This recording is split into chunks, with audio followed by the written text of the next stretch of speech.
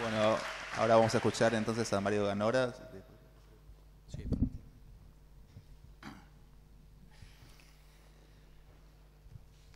Buenas tardes. Queda aparentemente poco para decir y además a esta hora el cansancio empieza a minar la voluntad del auditorio para ir un discurso de tipo jurídico. Pero no me queda más remedio que hacerlo porque el título es combatir mediante la justicia al crimen organizado. Así que tengo que ir a lo más árido que existe, que es el derecho. Cuando yo digo que voy a combatir mediante la justicia el crimen organizado, significa que renuncio a la utilización de otros medios, como las vías de hecho, el linchamiento, la lapidación, el incendio de los lugares donde están supuestamente los mafiosos. O sea, he decidido tomar el camino de la ley, que de acuerdo a nuestra Constitución Nacional exige respetar el principio de legalidad, artículo 18 de la Constitución Nacional, el principio de reserva, el principio de culpabilidad, el principio de intrascendencia de la pena. Son varias cosas que me cargo encima cuando voy a afrontar este tipo de lucha. Son compromisos que asumo. No solamente son, por muy malos que sean los mafiosos, yo no puedo, para combatirlos, vulnerar sus derechos humanos, derechos que están previstos en la Constitución y en los tratados internacionales. Entonces, durante la mañana tuvimos una larga información desde el punto de vista criminológico de lo que consiste el crimen organizado. Pero, siguiendo la fórmula del pretor, dami factum, dabo tibius, dame los hechos, que son la información criminológica, te tengo que dar el derecho, te tengo que devolver el derecho. ¿Y cuál es el derecho con que contamos para combatir al crimen organizado? Debo decir que lamentablemente contamos con una de las disposiciones penales que es de las más discutidas del Código en lo que atañe a su precisión, o sea, no es muy estricta, la ley penal debe ser estricta, y tampoco es dudosa respecto de su constitucionalidad. Y me refiero concretamente al delito de asociación ilícita del artículo 210 del Código Penal. O sea, si yo estoy hablando de crimen organizado, tengo que pensar en el delito de asociación ilícita. Tal cual como está redactado, el tipo del artículo 210 del Código Penal ha generado a lo largo de la historia de la jurisprudencia argentina conflictos inenarrables. Dice el Código en el artículo 210, será reprimido con prisión o reclusión de 3 a 10 años el que tomare parte en una asociación o banda de 3 o más personas destinada a cometer delitos por el solo hecho de ser miembro de la asociación. Una de las discusiones sobre las cuales corrió más tinta es si la asociación ilícita del artículo 210 es lo mismo que la banda. Fueron necesarios 3 plenarios de la Cámara del Crimen para distinguir la banda de los artículos 166 y 167 del Código Penal de la asociación ilícita del artículo 210. Y todavía sigue esa discusión. O sea que ya, por lo pronto, tener que realizar 3 plenarios de enjundiosos profesores y magistrados para decir si esto, banda o asociación ilícita, es lo mismo, ya me pone en dificultades. Un argumento que se ha utilizado respecto al tema de la asociación ilícita, que creo que es correcto, es decir, que se trata de un acto preparatorio.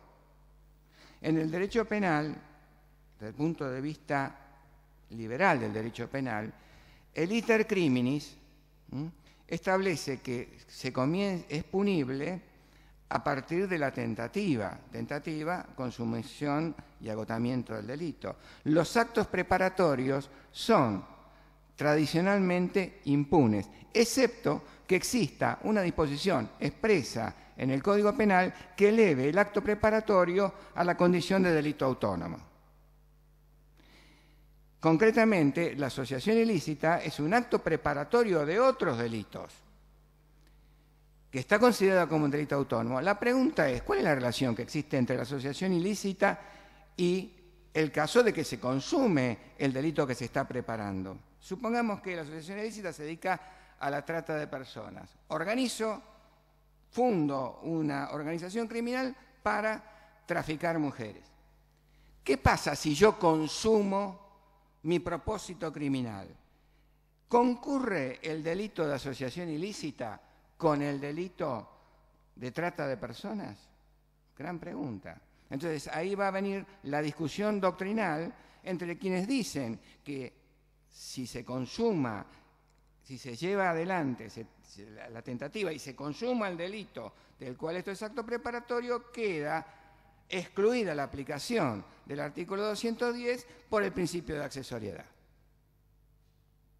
Y esto lo dice Patricia Ziffer, lo dice el doctor Dona, o sea, son gente que son gente muy pesada dentro de esta casa en el campo del derecho.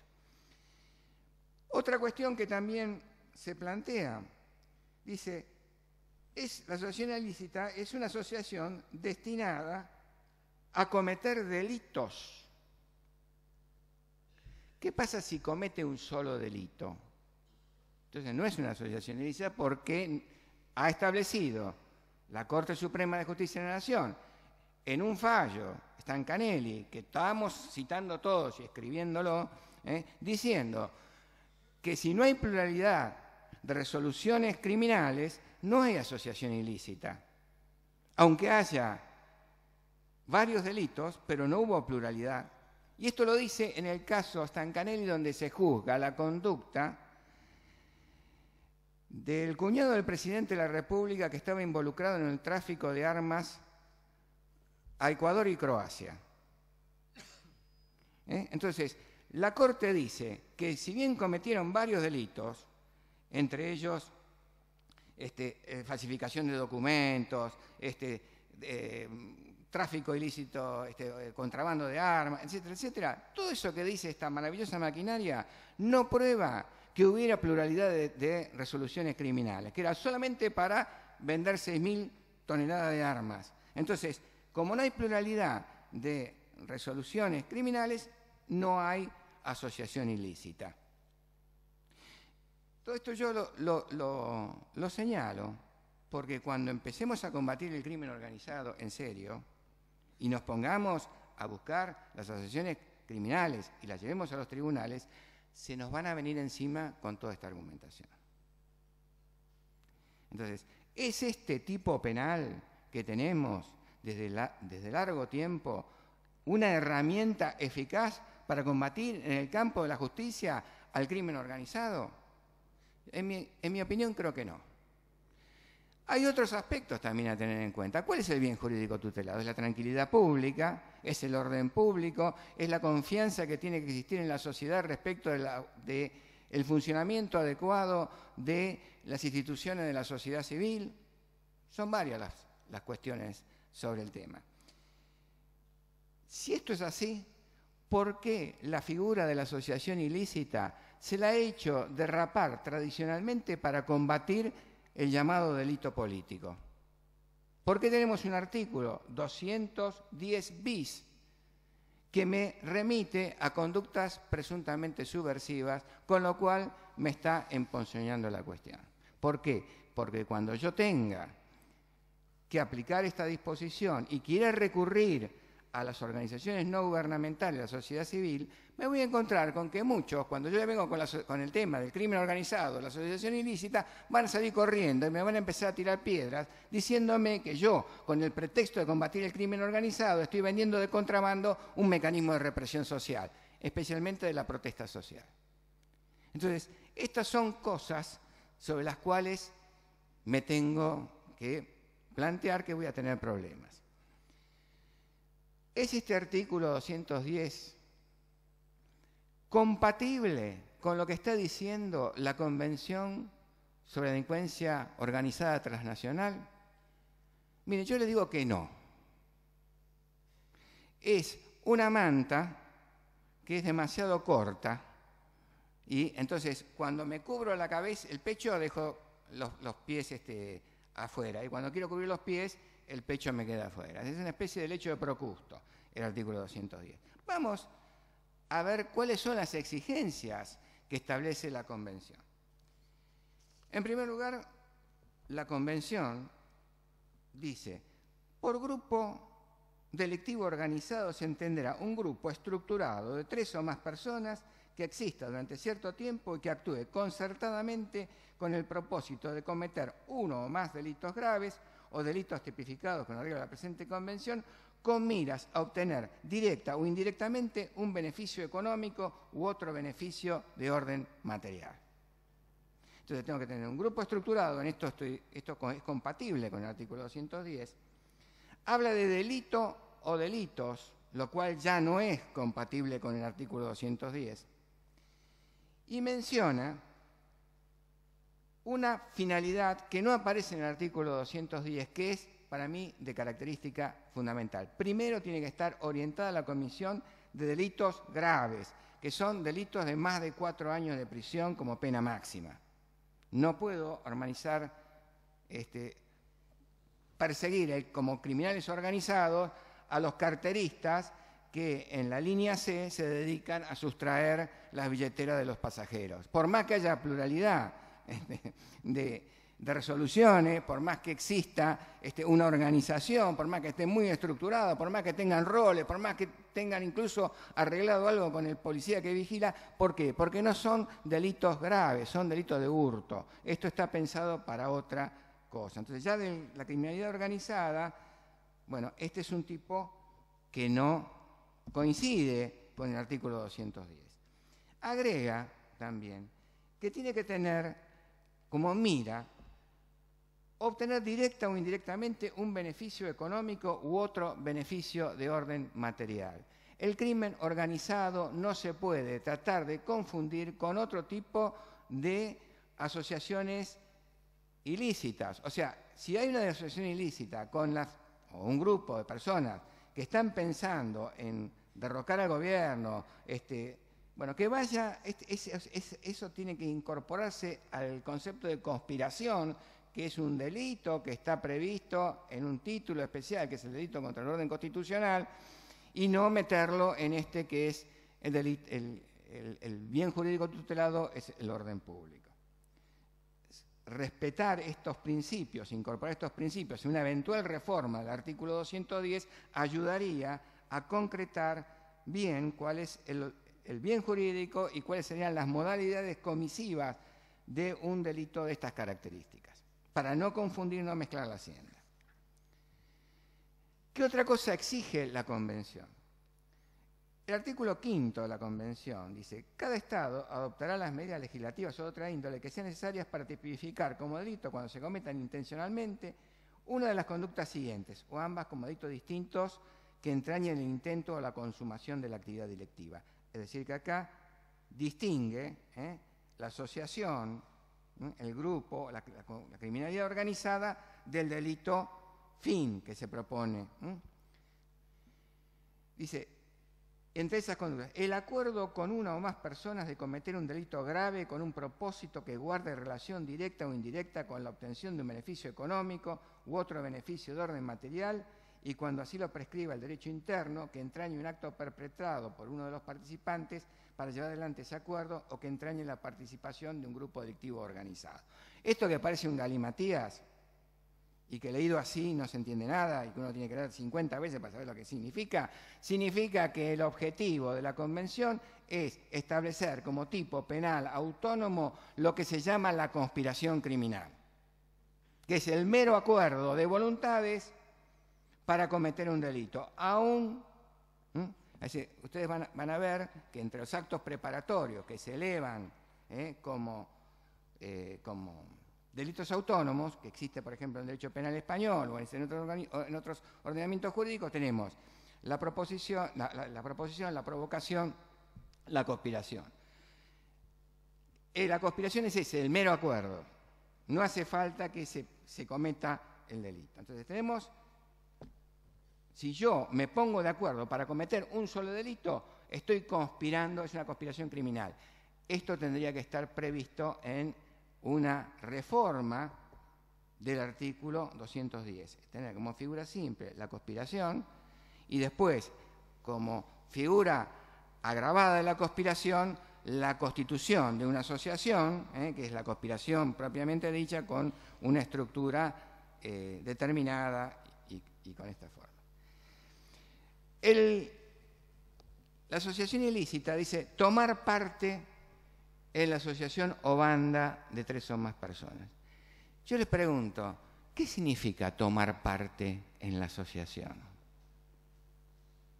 Yo creo que eso es una nebulosa. Si yo quiero, tomar parte es servirle café al jefe de la banda, es proporcionarle el número de teléfono, ¿cuál es el concepto? La convención determina en el artículo 5º, inciso 1º, apartado 2º, cuáles son las conductas que constituyen tomar parte en la asociación, que son conceptos que van a tener que ser tenidos en cuenta en la eventual reforma del artículo 210 del Código Penal. Dice, habla de la conducta de toda persona que, a sabienda de la finalidad y actividad delictiva general de un grupo delictivo organizado o de su intención de cometer los delitos en cuestión, participa activamente en a. actividades ilícitas del grupo delictivo organizado, b. otras actividades del grupo delictivo organizado a sabiendas de que su participación contribuirá al logro de la finalidad delictiva antes descripta, c. la organización, dirección, ayuda, incitación, facilitación o asesoramiento en aras de la comisión de un delito grave que entrañe la participación de un grupo delictivo organizado. Entonces ya tenemos 2 cosas que nos faltan. Primero tenemos que precisar el tipo penal, que no es el del artículo 210, es distinto, porque tiene la finalidad de cometer delitos y además delitos graves y delitos que además involucren un tipo de ganancia material. Y luego la definición de cuáles son las conductas concretas que forman parte de lo que es tomar parte en la organización. La Convención también habla en el artículo 8º del problema de la corrupción.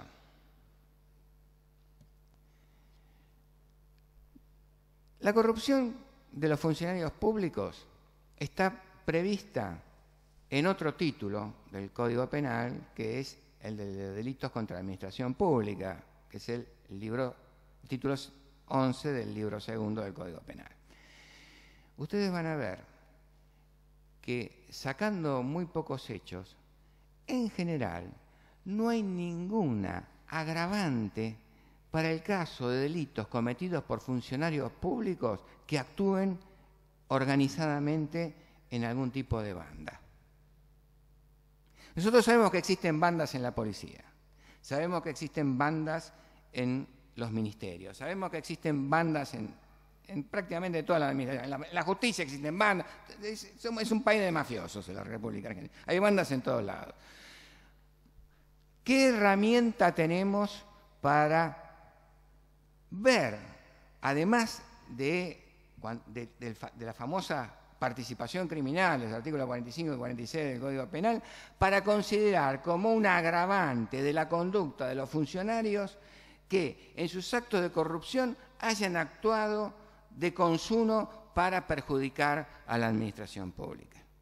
No lo vamos a encontrar. Léanlo cuidadosamente. Ni el abuso de autoridad, ni la malversación, ni el enriquecimiento ilícito, ni el cohecho, ni las exacciones ilegales tienen como agravante haber actuado en banda. Esto también es importante, que tendría que estar, si vamos a pensar. Pensemos la conspiración criminal, la asociación ilícita como una forma agravada de conspiración criminal, como actos preparatorios. Está bien. Si se consuma el delito, ¿qué es lo que tenemos que tener previsto? Tengamos previsto entonces, como el delito que se va a consumar tiene una relación de accesoriedad con el de la asociación ilícita o el de la conspiración, pensemos como agravante del hecho tener contemplado el hecho de cometerlo en banda. Es decir, esta yo creo que sería la tarea que tendríamos que encarar, ya que es una tarea legislativa, para dotar a la justicia de herramientas aptas para poder enfrentar el fenómeno del crimen organizado. Y bueno, esto es todo. Muchas gracias.